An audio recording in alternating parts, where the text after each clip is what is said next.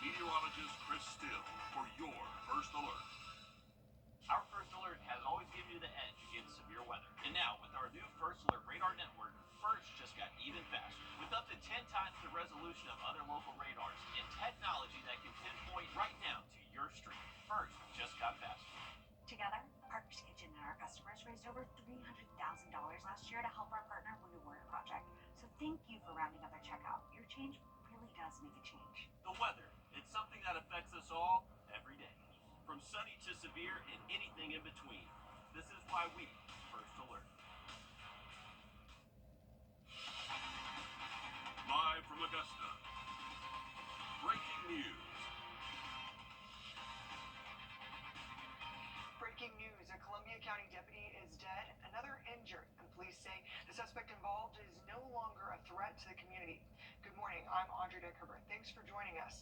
The Sheriff's Office says there's going to be a news conference this afternoon about what unfolded last night. Authorities say the two deputies were shot during a traffic stop yesterday afternoon around 6:30 p.m. It happened near the Jimmy Dias Parkway and South Bel Air Road I-20 exit. Again, one deputy died, another was injured. There's no word on how badly yet or who the deputies are. After the shots were fired, law enforcement spent most of the night trying to find the suspect. And Columbia County deputies identified the suspect as James Blake Montgomery. They say he was inside an RV on I-20 near exit 194. Once again, he's not a threat to the community, and law enforcement made that clear by 9:30 p.m. But as for why, well, we're still trying to work that out. And at 12:30 a.m., we heard from our crew, law enforcement breached the RV. Now, if you look closely, you might be able to see their flashlights through that windshield. A half hour later, the crew said some authorities drove away from the area. Now, we did not get another update on what they may have found inside, so we'll let you know if those details are shared before the press conference. And before this, they closed both sides of the interstate near exit 194 and Jimmy Dias Parkway. We could only watch from afar as they approached the RV. Our crew says they heard 4 explosions during that time, at least one caught on camera. A source involved with the investigation tells us they tried to use explosives and a robot to get inside that RV. And that closure seems to be cleared up now. Now take a look. This is Georgia's 511 map. Throughout the night, we saw a closure icon sitting beside the exit with the dash marks showing how far it stretched. And it packed both eastbound and westbound traffic. Those icons are gone now, but we'll let you know if GDOT sends us an update about the reopening. And before everything shut down in the area, we heard from workers about what they heard or saw on South Bel Air Road. At first, I seen one of the police officers like swarm in here, and I thought somebody had like choked or something. And then I seen plenty of other officers swarm in the parking lot, and I heard 3 gunshots and people yelling. And I guess that's when he shot the officer. And after that, then that's when I started seeing like sheriffs from Burke County and all that swarm. And then that's when the news came out on Facebook that dude has trapped himself in a camper and he is heavily armed. And condolences are pouring in from law enforcement and even Georgia Governor Brian Kemp. He posted on social media that his family will pray for the deputies, their loved ones, and the sheriff's office. He says, quote, "We're painfully reminded of why those who wear a badge have more than earned our enduring respect and appreciation." In the Richmond County Sheriff's Office and Augusta Fire EMA shared their condolences too. The Sheriff's Office called yesterday a very sad day for the CSRA and says they are keeping the fallen deputies' family, friends, and brothers in blue at the top of mind. The fire department says they also pray for the deputy in the hospital right now. They want to uplift the Columbia County Sheriff's Office and the entire community at this time. And this is what Augusta's mayor had to say online. He's heartbroken and praying for the sheriff's office and the county as a whole. He believes everyone will, quote, honor their sacrifice and pray for the difficult days ahead. And now this is what we could find out about the suspect. We're told James Blake Montgomery has been working a series of odd jobs like landscaping and tree removal while living in that RV. And then he has had a history with the law.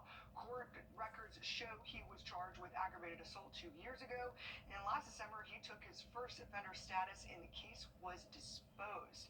That means there was conviction, and again, he's no threat to the community. In terms of why, we'll get to the bottom of it, and that press conference is this afternoon. So be sure to visit News 12 and 26 app for the updates, and on our website, wrdw.com. Well, we are going to be cooling off just a little bit as we head into your Sunday. A cold front's moving through as I speak this morning. No rain with that, but a little bit cooler today and tomorrow. We do have a warm-up on the way toward mid to late week. No rain in the forecast until around the end of the week, probably at least Thursday in just a bit. Thanks, Chris. And new this morning, a man is dead from a shooting on the 19th. The Richmond County coroner says Tracy Wrdw was shot at least once on Broad Street. He had just died yesterday afternoon. An autopsy has been scheduled, and authorities say the two suspects, 28-year-old Damon Cole and 27-year-old Destiny Reeves, are accused of trying to lure the 61-year-old to a car and rob him, but instead, authorities say Cole shot him in the head. His daughter spoke with Liz Owens exclusively last week as doctors prepared the family for this worst-case scenario. And the last words he said to my mom before he walked out home was, "I love you" and 3. He said that basically every time he left. But when 61-year-old Tracy Wrdw didn't come home Saturday night, Brianna started to worry. I was scrolling through Facebook, trying to, I was hoping that I would get a call. I was trying not to freak out. And I saw a headline that said a 61-year-old Edgefield man had been shot in the head. Brianna and her fiance Jacob have spent the last 3 days by her father's side in ICU. You prepare yourself for things, but you can't prepare yourself for everything. And this is one of those things you can't. Deputies found her father shot in the head early Saturday morning, just as the bars were closing downtown. What all did you hear about that night? I've heard mixed stuff. I'm not really sure what is accurate yet. Investigators believe 28-year-old Damon Cole and 27-year-old Destiny Reeves planned to rob her father. Preliminary investigative findings indicate that Reeves approached him and led him to a nearby parked vehicle where Cole was hiding. As Wrdw neared the vehicle, investigators say Cole emerged and shot him. The hurt I feel is deep. The anger I feel is really deep, and I can't lie about that. There's anger there. There's a lot of anger there. Angry her father won't see her graduate college in a few weeks. Angry he won't walk her down the aisle this summer.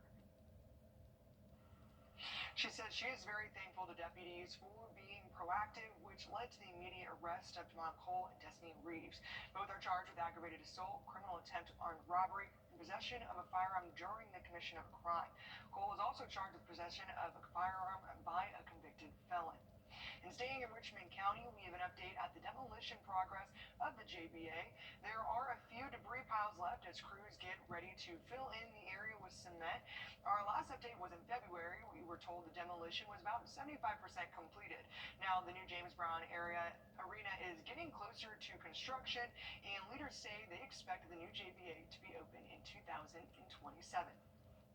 Our local veterans beat the rain this morning and took to the outdoors to participate in adaptive cycling.